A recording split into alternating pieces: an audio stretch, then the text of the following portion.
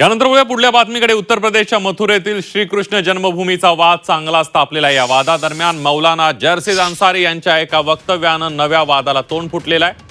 श्रीकृष्ण हे मुस्लिम होते, ते 5 वेळा नमाज पठण करायचे असं वक्तव्य उत्तर प्रदेशातील मौलाना जसरीस यांनी केलंय. भगवद्गीतेच्या 6व्या अध्यायातील 10व्या मंत्राचा दाखला देत त्यांनी हे वादग्रस्त वक्तव्य केलंय. त्यांच्या या वक्तव्यानं देशभरात संतापाची लाट उसळली आहे. अनेक हिंदुत्ववादी संघटनांनी मौलानांच्या वक्तव्यावर नाराजी व्यक्त केली असून काहींनी त्यांच्या अटकेचीही मागणी केली आहे.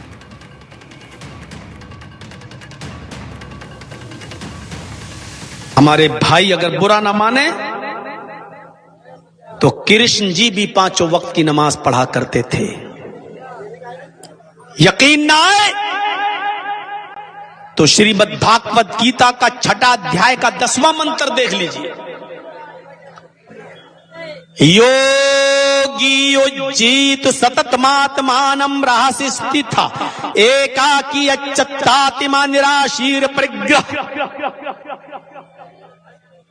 जिसमें कृष्ण जी अर्जुन से कह रहे हैं कि हाय अर्जुन, ईश्वर की जब पूजा करो तो पूरे शरीर का योग करो. योगी यूपी वाला नहीं,